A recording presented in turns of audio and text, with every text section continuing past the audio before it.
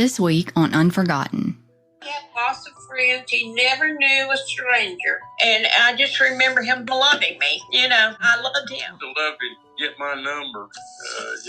He can do it very well. He was very private and just didn't want us to know or talk about his personal life. He loved the outdoors. We grew up with the same guys from kindergarten all the way through college. After Thanksgiving, and he said, "Tell Dad I'll meet him Saturday morning." Phone call, Dale Seegers saying that his truck was out there behind. I was at work, and my dad never calls me. The reaction was the weirdest thing you could imagine. Because I was very active in the school. They didn't acknowledge that it was Mont's car. Took somebody away from a family that was loving and miss him every day.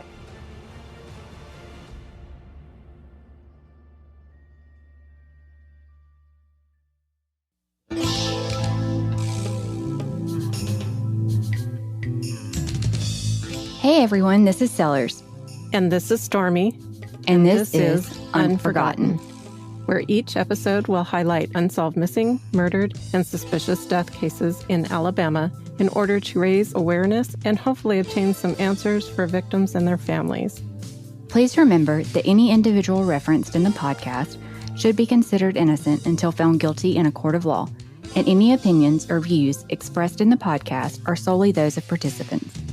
Listener discretion is advised, as some of the content discussed in the podcast may contain violence or graphic descriptions and may not be suitable for all audiences. Be sure to join our Unforgotten Patreon channel today to gain exclusive benefits, including early access to ad-free episodes and bonus content. By subscribing, you'll also be supporting the efforts of ACCA in assisting families and raising awareness for Alabama cold cases. And now for part 1 of episode 26, Mont Highley.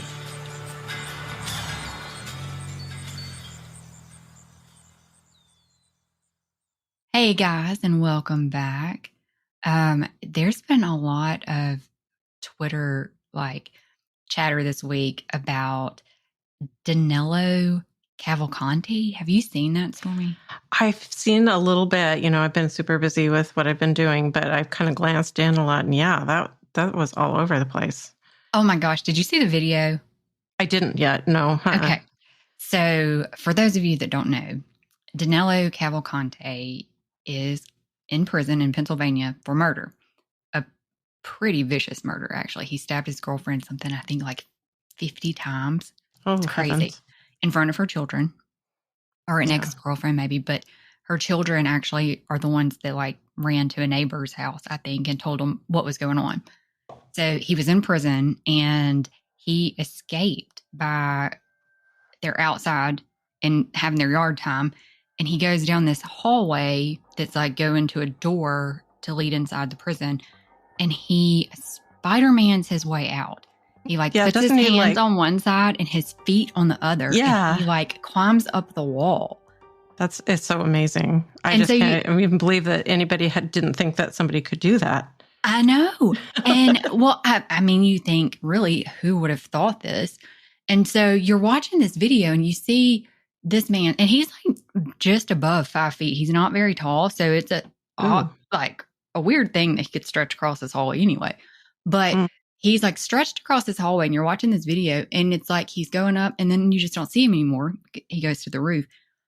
But on TV, I know, terrible comparison.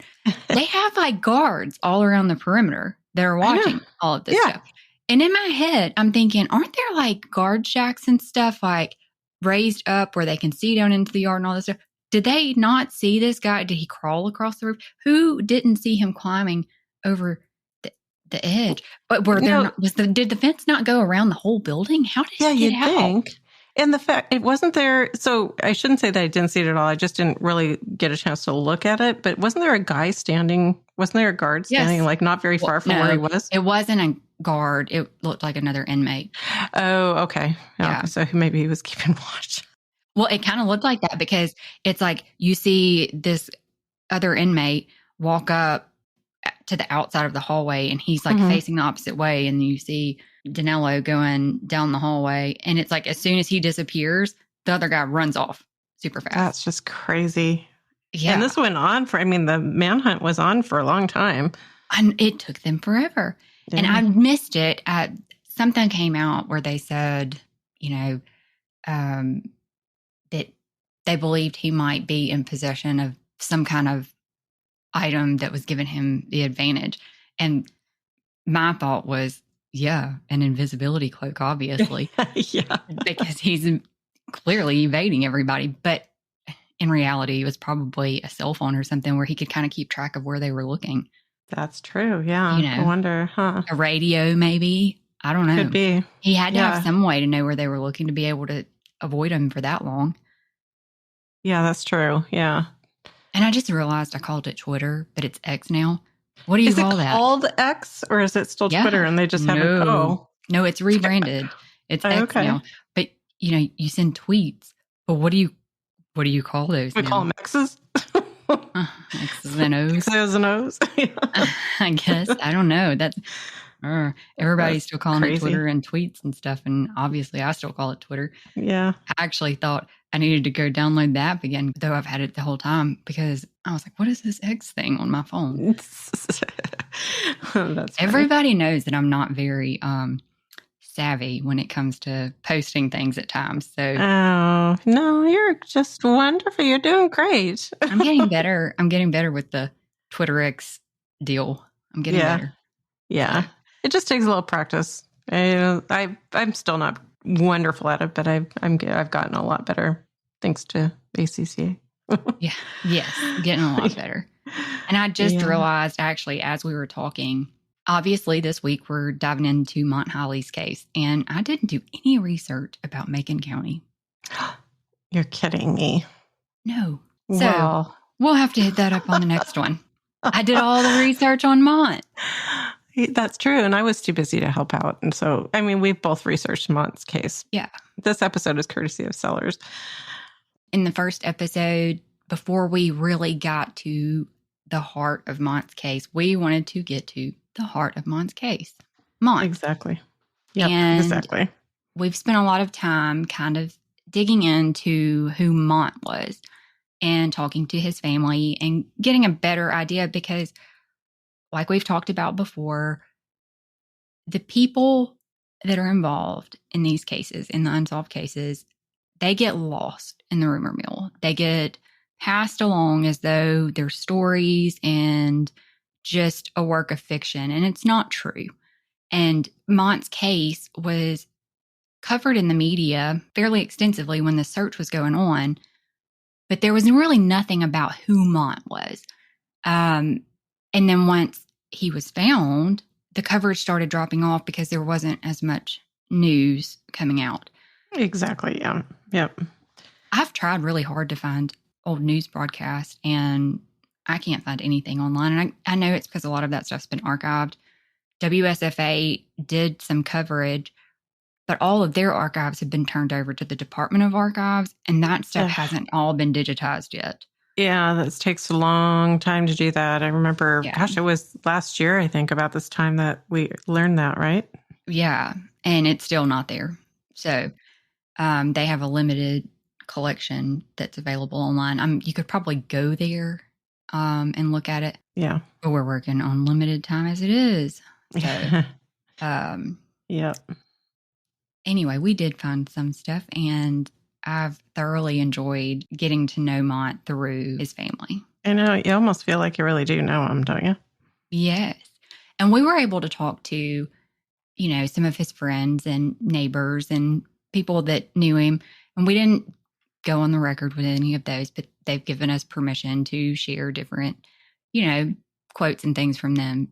And I think Mont sounds exactly like somebody I would have been friends with.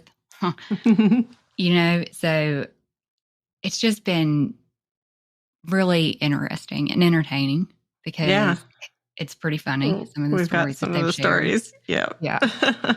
So let's dive right in. Sounds good. Born on December 19th, 1969, Mont F. Highley IV, affectionately known as Little Mont, was the youngest of 3 children born to Mont F. Highley III and Gail Highley. With captivating blue eyes and dark brown hair, Mont was a striking young man. His contagious smile, infectious laughter, and witty comebacks only added to his natural charisma. Mont was the quintessential Southern boy and embraced the Southern trifecta of hunting, fishing, and football, namely the Crimson Tide, with a fervor that was unmatched. Mont was considered very popular. He was a popular guy. He was a good-looking guy. He played football and baseball. I think he played basketball too. He had lots of friends. He never knew a stranger. It worried me because he'd always stop and talk to somebody. Of course, it was not as bad then as it is now. I think that his friends were really nice kids, basically. Some of them a little questionary, but most of them were pretty good. Like his sisters, Lisa and Leanne, Mont attended Montgomery Academy, as everybody knew as the Academy, a private kindergarten through 12th grade school that opened its doors in 1959.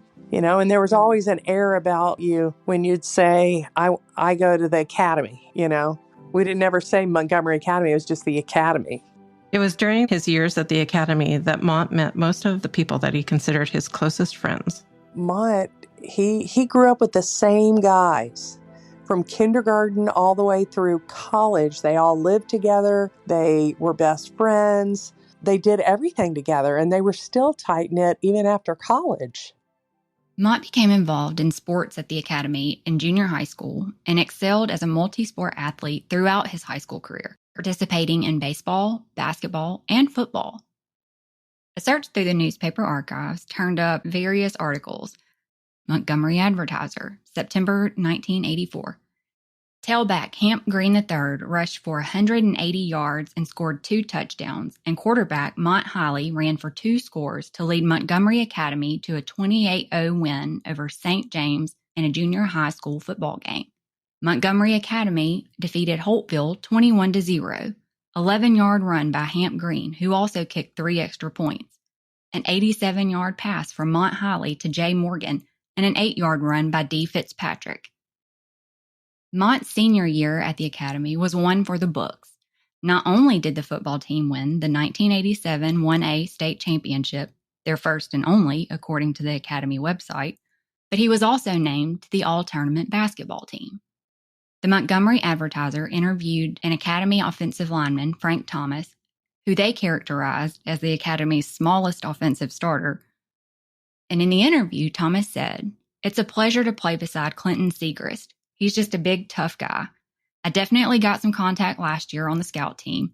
With people like Hamp and Mont Highley coming at you, you hit to survive." That's a pretty telling quote there on their personality and their style. I know. It sounds like they were probably pretty aggressive. Yeah. But you kind of have to be in football. You do. Yep. The guys that he played football with and went to school with all remained friends, and they remained friends because when they were playing football, they won a state championship. And it's the only time that school has ever won one.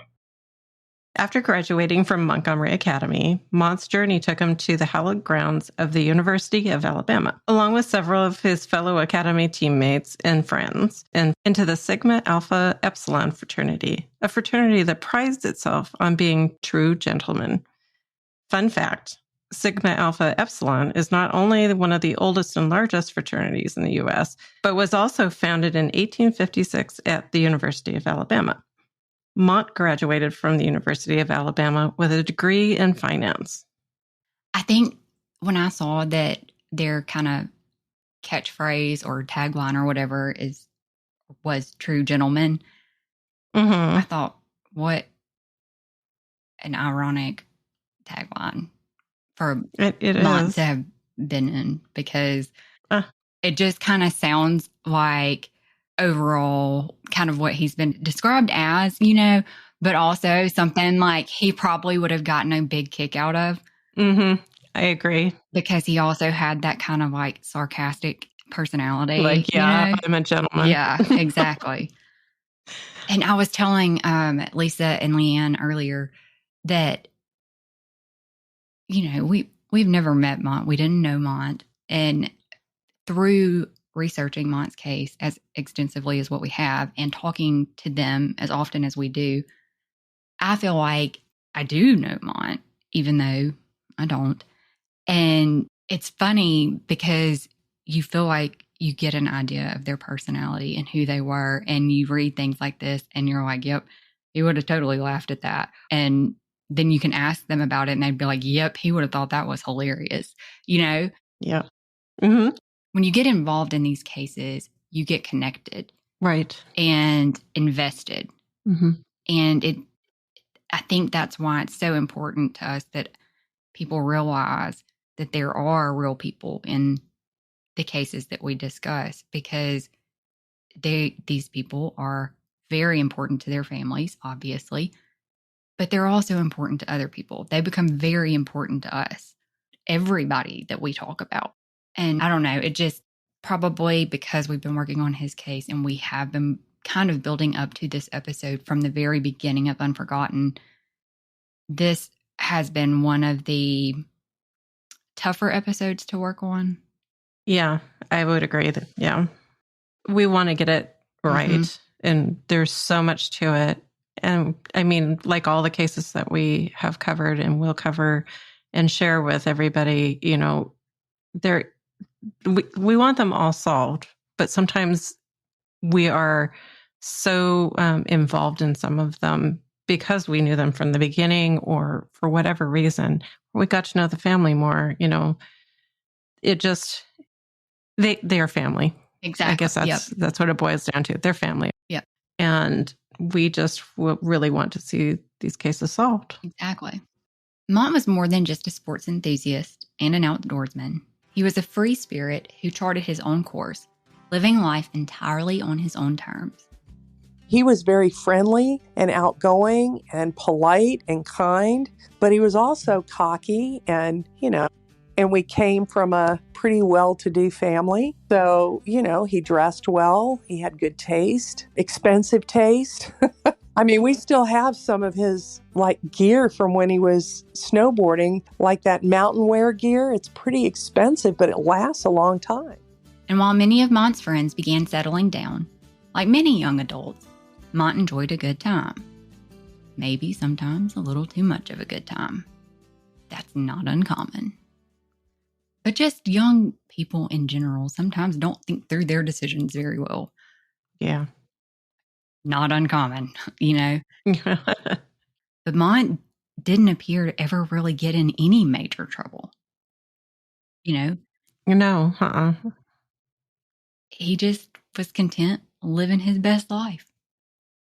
Yeah. He wasn't bothering anybody. He was just traveling around, doing his own thing and, you know, loving his sister's kids and being involved with them, spending time with his family and his friends, and very free spirit. You know, Lisa told us he was very private. He didn't want anybody knowing what was going on in his life. Don't ask him about his personal life. He wasn't going to tell you. I mean, he'd get mad at me because I'm nosy. I can't help it. That's why I'm in the job I'm in. I can be in everybody's business. That's what I'm supposed to be doing. And he'd get so aggravated because I'd ask a million questions. And, you know, he was very private and just didn't want us to know or talk about his personal life, if you will. I think a lot of boys are like that. I think so too. You know, girls tend to chatter a little bit more about what they're a little more dramatic. You know, what's going on in the, you know, yeah, what's going on in their lives and what they love and what they hate. And, yeah. You know, but guys are pretty, generally speaking, pretty straightforward, and you get what you get. Exactly. Oh my gosh. I have a 15-year-old now, and I can ask him about things that are going on and, or about, hey, are you and this girl still talking? Just because I'm mom, I want to know. And he is just like, nah. And that's it. Like, that's the extent of it. Yeah. Well, isn't that crazy? Say, well, what happened? I don't know. You know, our youngest can come in from school and I can say, hey, how was your day? And she's got a million things she's going to tell me about. She's going to tell me about every friend she made, everything they talked about, everything that happened. My son comes in, I can say the same thing. Hey, how was your day? It was. I'm going to my room. You know? And so I think that's just a guy thing. And grunt. It's just stay out of my business, like whatever. Especially once they get older and think they're an adult or are an adult, because, you know, at this point, Mont really was an adult and was doing his own thing. So I think that's just a guy thing. Yeah. You know, they don't really want to share things like that. And there is always exceptions to the rules. But I think that in general, you're spot on. Yeah. I mean, I'm a lot like my mom. We're loud. Leanne's like my dad, a little more passive. Me and my mom are a little more aggressive. And, I think he, when we began to get into his business, he would leave. He just did not want us in his business. I don't know if that's because he thought maybe we'd be disappointed, by maybe some of the things he was doing. I don't know. He began traveling with a construction company and was constantly out of town, venturing to new areas. He spent time in various states, including Colorado, Texas, and Florida. And Utah. I forget about that one. Oh, yeah, that's right. And Utah.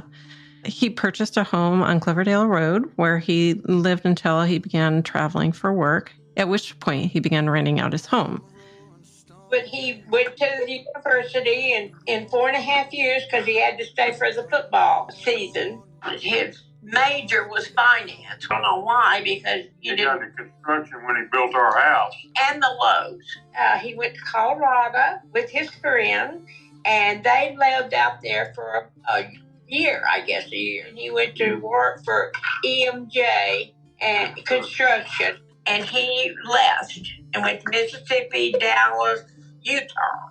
So he was gone like 3 years after college. He went down to Florida. I don't think he went for a job. I don't know. But then he came home and he said he needed to find a job. He said, I've got an interview with this guy in North Carolina. Yeah. They flew him out there. He came home. He said, I think the interview went really well.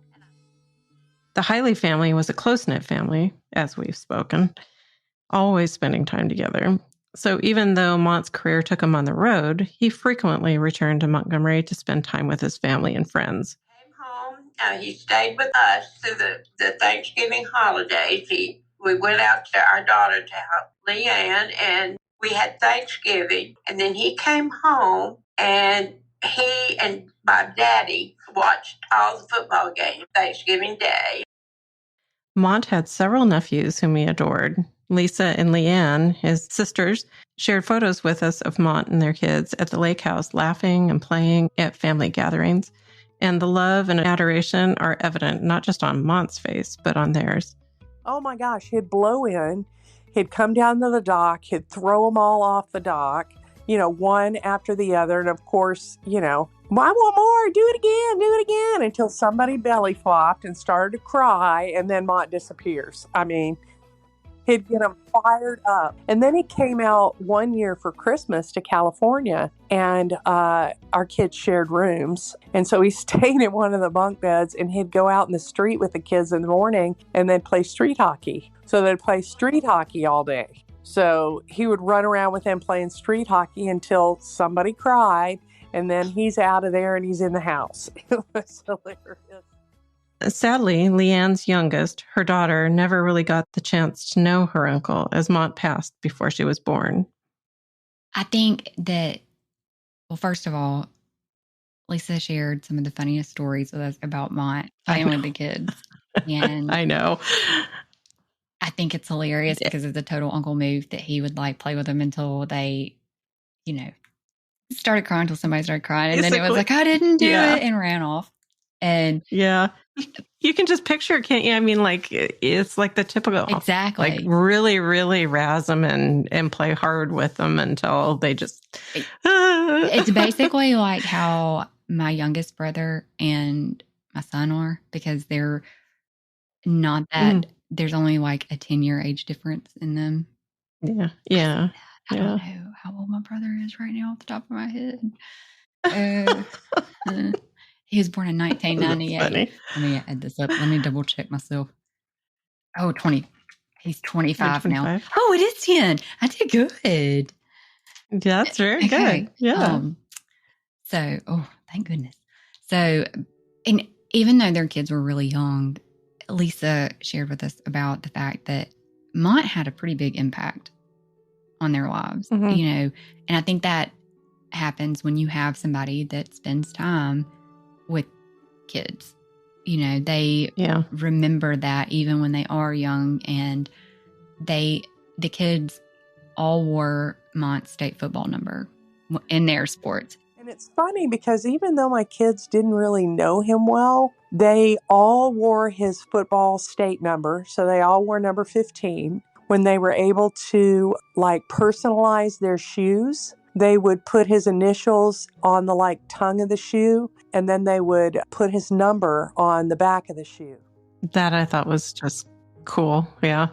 They put his initials on their shoes. And I think that's an awesome way to honor Mont, because he was, you know, big into sports and all of that. And I think that's really awesome. Yeah, I do too. You know, and she shared that, you know, not only were they that was kind of the way to keep connection with Mont without having known him really well, because, you know, he was gone by the time they were getting old enough to really, you know, get to know him. But, you know, then, so that this is the kind of thing that kind of kept that alive for so long. And now as they're getting older, they're starting to learn more and wanting to listen to podcasts and interviews and read things now about Mont, just so that they understand his full story and what is known anyway about him. Yep. Well, we just now have told them more of the truth about what happened, because when they were little, you know, there's no way that they'd understand that. So they've listened to some of the podcasts and have read the stuff that's been written so that they're at least better educated. But it was really important to all of them to, you know, make sure that they call it pass on the legacy. And I remember when we first posted, it wasn't the first post that we made about Mont, because at the time that we made the first post, his name had actually been submitted to us by someone who wasn't the Highlays. But we got connected with the Highlays not long after that. And so we did an updated post because some of the information wasn't accurate.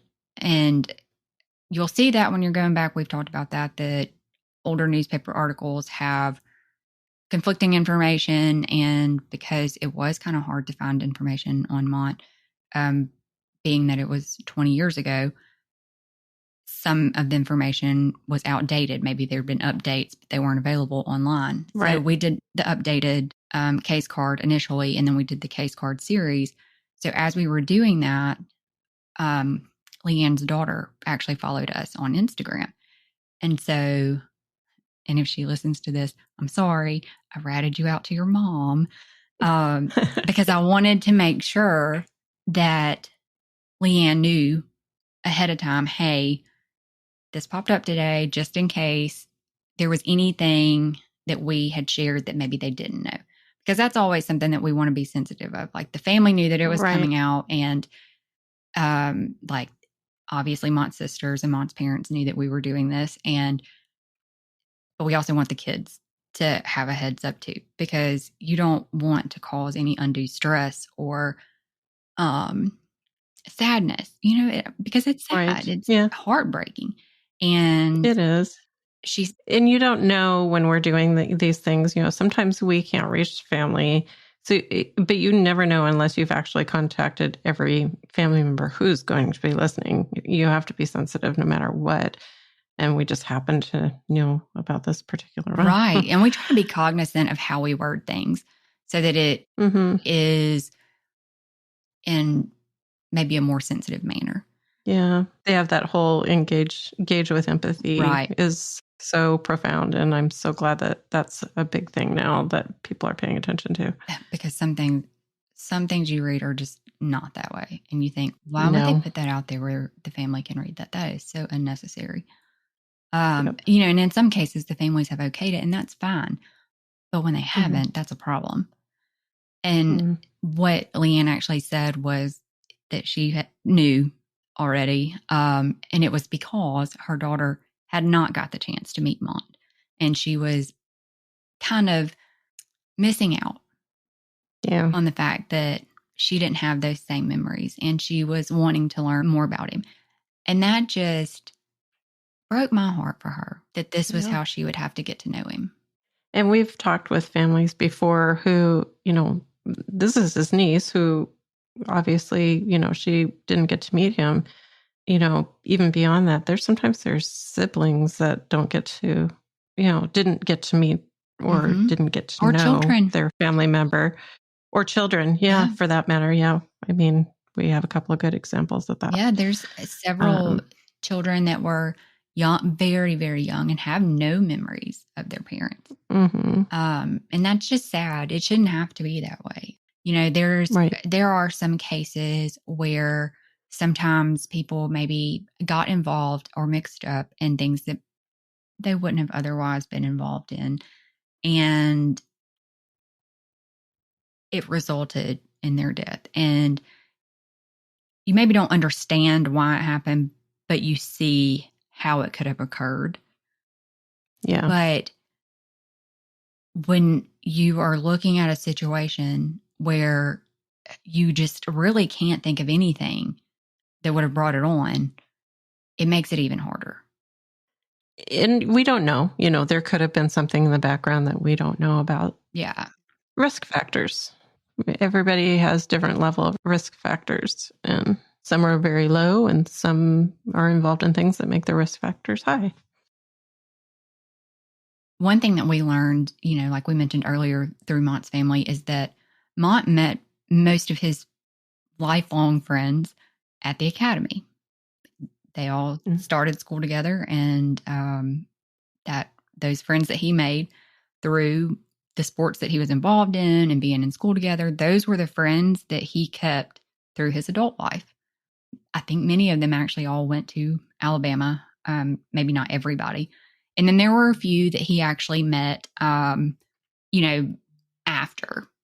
the fact, that like once they maybe got to college or maybe they met in high school. And we talked about this with Lisa a little bit, that I think guys, more so than girls, when they start playing sports, a lot of times they start playing when they're younger, and they basically run into the same group of guys all the time, whether they're playing another team or not, especially in these areas like Montgomery, Macon County, wherever they're smaller schools.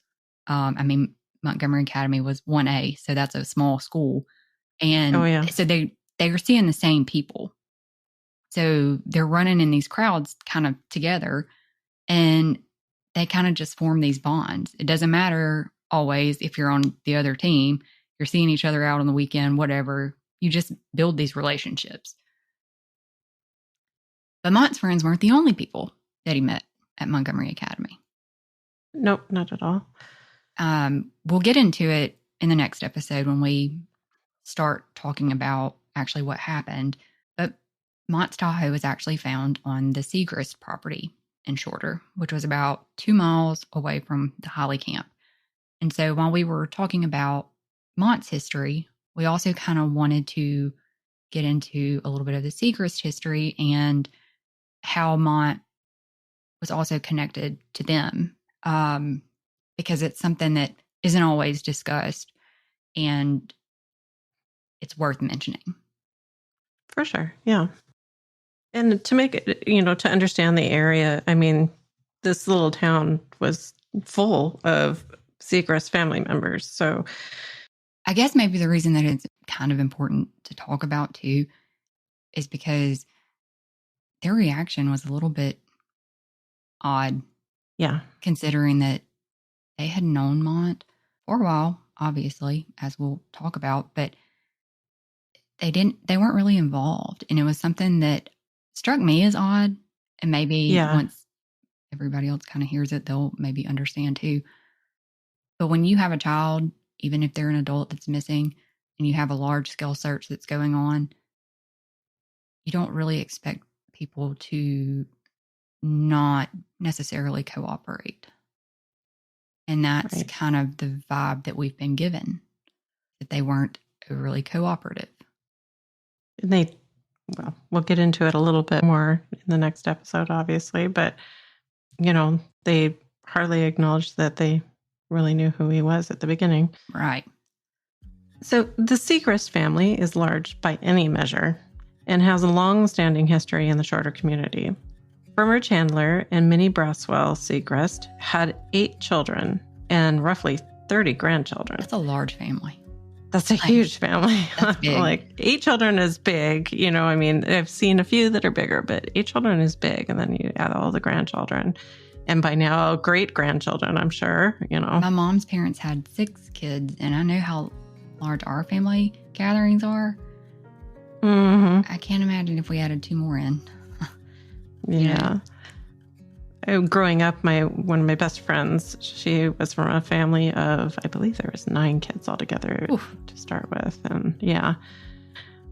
Whew, he is right. But I always thought it was kind of fun, and their parents did, they weren't one of the statistical people who, ended up divorced or anything. I love They actually stayed together forever.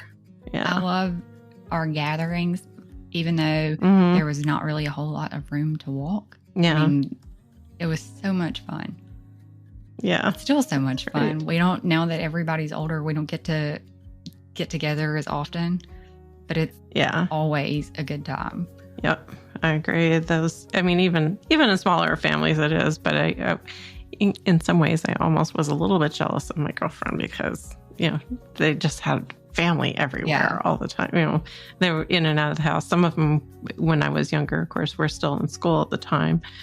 And so, there were lots of kids in and out of the house all the time. And I actually learned to drive, believe it or not, from in one of their, the Dodge little van things that they kind of look like the Volkswagen vans, but they're Dodge. Oh, kind of like anyway. the Scooby-Doo van? Kind of, yeah. And that was theirs, so that was kind of fun. Anyway, little tidbit. The Segrist family tree continued growing, and a look at the current property map of Macon County shows that they are still a prominent family in Macon County. You added it in there. Mm-hmm. You did. So there's a little bit of history there. By default, because we're talking about the Segrist. Dale Segrist was the second of 3 sons born to Forrest Chandler and Ella Segrist. He was born and raised in Shorter. He married Betty, also from Shorter, in 1964, and they have 2 sons, Philip and Mike.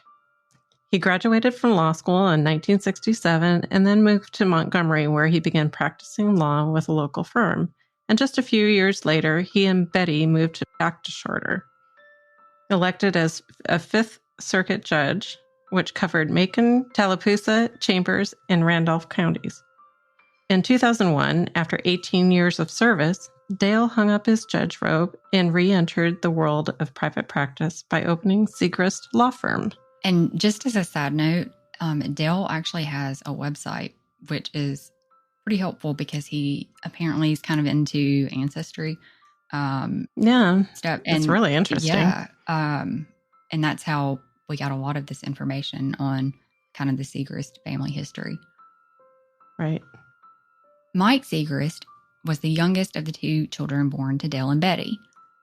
He attended the academy through 1986, which was during the same time as Mont, though he was a year below Mont. And the 2 were actually teammates on at least the 1986 baseball team based on a yearbook photo from the academy. Did you guys know that, so when Mont played baseball in 1986, obviously you knew that, but that Mike Segrist was on that baseball team? Yeah, I think he was on the football team too. All went to school together. They all grew up together. Yeah. Mike transferred to Tallahassee High School in 1987 for the duration of his high school career. After high school, he went to Faulkner University and worked in the insurance industry for several years before eventually going to law school and joining the family law practice. Mike recently became elected as the Macon County DA and took office at the beginning of 2023. It was so surprising to see that, like when we were starting to research everything, and voila, here he is running for DA. I know. And I didn't realize when we first started looking at this, I didn't realize that he actually went to the academy. That was right. Yeah. something I actually just found like last week. I mean, in the yearbook photo. Right. Wade Segrest, Dale's older brother, began his career at the academy in 1960 as a math and science teacher. He served as an interim headmaster in 1967 until a new headmaster was appointed, at which point he became assistant headmaster and head of the mathematics department. By 1973, Wade had been appointed as the acting headmaster and remained in the position until 1985. Clinton Segrest is the son of Wade Segrest. He also attended the academy during the same time period as Mont and was in the same grade as Mike, which was a year below Mont. Both Clinton and Mont played for the academy at the same time, including on the football and baseball teams. And I came across an article that kind of indicated that maybe Clinton also played basketball, but it wasn't entirely clear, so I'm not completely sure. But possibly also basketball. Okay. And Clinton graduated from the academy in 1989. So you have Wade, who is the headmaster while Mont's at the academy. And then you have Clinton and Mike, who have played on sports teams with Mont, also went to school with Mont. Obviously, they know him. And I think that probably Mont's truck being found at the Segrest maybe wouldn't have necessarily been a surprise because he knew them, you know. Right. One of our sources says what they think is that more likely than not, Mont assumed, you know, or thought, kind of rekindled or struck up an old friendship once the Higleys bought the camp out there, since it was so close. Exactly. And, yeah, you know, that County Road 30, you get off the interstate, you take County Road 30 straight to where the Highley camp was. And so, right, and in between there, you pass by the Segrest, right? Right. So they're likely passing each other anyway. And there's like a restaurant down there, and then that's kind of the main thoroughfare, at least between the two places. And so it would, you know, they would be seeing each other. So it wouldn't seem like that big of a jump to say they were running into each other, and probably it was like, oh, hey, I didn't know you were over here, you know, and then start hanging out. Yeah. I especially know the principal because I was very active in the school. I was president of the PTA, the sports, all that stuff. I did. And that was Wade, right? Yeah. It's not like we don't know each other. Do you know what I'm saying? I mean, we never socialized with them per se, but we were all in the same things together. I was in practice with Dale Segrest's cousin. I think they all lived out in Shorter, and the guys I went in practice with when I first came to Montgomery in 1972, one of them was named Robert Lightfoot, and he was from Shorter. He grew up in Shorter. He knew all the people in Shorter. He was a family doc. He delivered all their babies. He set all their fractures. You know, he operated on them. He did everything. So, you know, we've known all those people ever since we've been in Montgomery. If it hadn't been for talking to the Higleys, though, we would have never known whose property Mont's Tahoe was found on, because their names are never mentioned in the newspapers. Exactly. It's just listed as the property owner. And which is so odd. I mean, if you'd have read any other article about these kinds of things, it says, I mean, even if it doesn't mention like first names or, you know, all the information, which half the time they do now. Right. But you would think that they would have, where else would they have found it if it was there? I mean, you think of all the Segrest that are along that Highway 30. Well, and the road right across from their place is called Segrest Lane. Yeah. I mean, why bother not mentioning it right at that point? And it's not like people didn't know, because there was this massive search going on. So it was common knowledge. And we get people comment, the locals know where it was. So I don't really understand why it wasn't in the paper. And to me, that is odd. It's kind of a red flag, I guess, because it seems just intentional. Weird intentional that it wasn't listed, because you have this search going on and it's common knowledge and easily attainable information. It's not like really anybody would have had to dig too hard to get that. So I don't really understand why it wasn't included. But then, we talked to the Higleys and they were telling us kind of the timeline of how things occurred and where everything was. And then you find out, well, Dale was a former judge and now Mike is the DA, but, that's a new thing. But it makes you wonder, is it because who they were that's why it wasn't out there? But then you also think are some gaps in Mont's timeline. And we're going to get into this in the next episode. But somebody had to see Mont on that Friday night. So how did his truck end up at the Segrist property? And one of the newspapers that we read said that his truck was found on a neighboring, on another property, but the property owners claim they don't know anything. And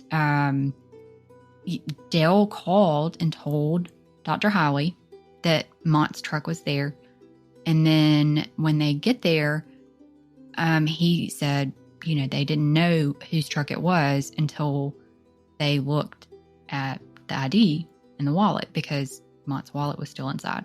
The keys were in the ignition. The wallet was inside. There were several things that were still inside of his Tahoe. So he's saying, I didn't even know whose vehicle this was until I looked at the ID. Right. Which,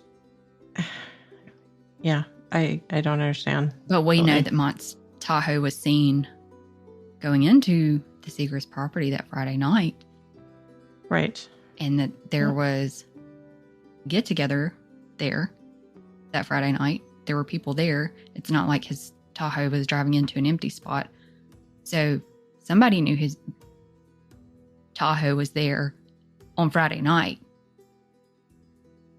Yeah, exactly. But it took until Sunday for the Higleys to become aware of that. Right. So somebody saw Mont on Friday night. Now, we can't say that was Mont that was driving his Tahoe, but somebody knows how his Tahoe got there. Yeah, somebody had to. Right.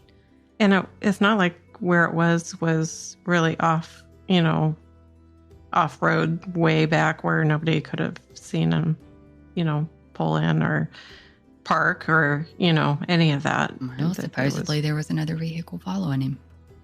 Yeah. So somebody, I'm not going to say following him because we don't know if he was driving. There was another vehicle. But the car following was behind Tahoe, him. Yeah. So it was, somebody knew the Tahoe was there before Sunday. And if that's the case, and here are people that you have known since elementary school, shouldn't there be a bigger concern whenever you don't show up to get your vehicle on Saturday, and then on Sunday, instead of those same people that you've known since elementary school calling people to let them know, your dad comes down and he makes the call and says, I didn't know whose vehicle it was until I looked at the ID, except for those people that you went to elementary school with knew whose Tahoe it was. Yeah. The reaction was the weirdest thing you could imagine. Number one, they didn't acknowledge that it was Mont's car to begin with. And it wasn't a planned trip on Sunday. Not according to Miss Gill. Miss Gill said that Dale's wife told her they never went to what the Segrist camp was called Granny's. She said Dale's wife said, we never come down here anymore, but he decided today he wanted to come pick pecans or something. Yeah. So it was like a spur of the moment trip. Which was Sunday, is when we got a phone call from Dale Segrist saying that his truck was out there behind his mother's house, which was Mike Segrist's grandmother. We went out and they were out picking pecans up. They had a lot of pecan trees in the front yard, and his wife commented to Gail that they never went out there. And why they went out there that day, I have no idea. Maybe it is entirely coincidental, but it just adds a certain level of question to the entire situation. Right, exactly. Because after that, they don't really, I'm not even going to say they don't really, because they don't at all help in the search efforts. Yeah. They don't, no. So next time, we're going to dive into the day that Mont left and kind of what took place from the time Mont left his parents to the time that he was actually found. Well, Dad and I are supposed to go hunting Saturday morning, so I'm just going to go ahead and go out there. I was in the kitchen. Our house is open and everything. And he said, I'm going to go on out to the farm. And he said, tell Dad I'll meet him Saturday morning. And I said, it was just on, and it was in his pocket, and, and he would have never left without his phone. If anybody listening to this has anything they want to share, we would appreciate any input. Ever since we started looking into Mont's case, we've had a lot of input on, Facebook especially, but on social media in general, and messages and things. So, it's not as if people completely don't want to talk about this at this point. I would love to hear from any of you out there who would like to give us information on the case, and maybe it would help investigators. That is exactly right. Because at least according to the letter that we got from the Department of Forensic Sciences, Mont's case is still open and active. And according to the Highlays, SBI has told them that it's open and active. We requested a copy of Mont's autopsy, and it was denied because the Macon County District Attorney, before Mike was elected into office, said that it was an open criminal investigation. Yep. So all roads point back to it being an open, active criminal investigation. So that is correct. Just like Stormy said, if you got anything, send it in. And it would be great. Maybe we should make another request now that we have a new DA. True story. See if we get a different response. You never know. Nope.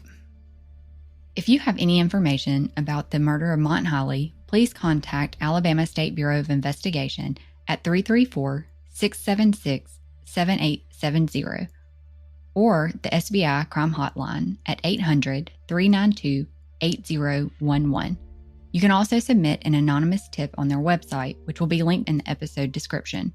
You can also send us a message via our website, ACCA social media pages, or send us an email. Number two, as the investigation proceeded, we were told that every individual that lived on County Road 30 was represented by Dale Segrist, and they could not be interviewed without him being present. Since Alabama Cold Case Advocacy's creation, we have dedicated innumerable hours to researching and networking in an effort to provide the largest platform we can to the cases we share. We shoulder all associated expenses with Alabama Cold Case Advocacy out of our own pocket, including the subscription fees for researching and production of the Unforgotten podcast to provide a cost-free avenue for the victims' families of those cases. We hope you will join in our efforts to raise awareness of Alabama's missing and murdered and support these families who have been forced to carry the immeasurable loss of their loved ones and the fight for answers. If you appreciate our mission and you are inspired to make a donation, your extra support will enable the ACCA to continue our research, share the cold cases, and help those families know that they are also unforgotten. Unforgotten is an Alabama cold case advocacy podcast recorded in conjunction with Riverside FM, hosted and distributed by Spotify for podcasters, available on your favorite podcast platform. Intro music for the show was created by Principles of Uncertainty, who also mixed and mastered this episode. Content and production is by Sellers and Stormy. Artwork by Sellers. Credits for music, sound clips, special mentions, and any source referenced in our podcast can be found in each episode's description. We hope you will join us on all the major social media sites and continue to raise awareness of our Alabama cold cases. Until next time, thank you for listening, and remember, justice may be delayed, but the victims and their families remain unforgotten.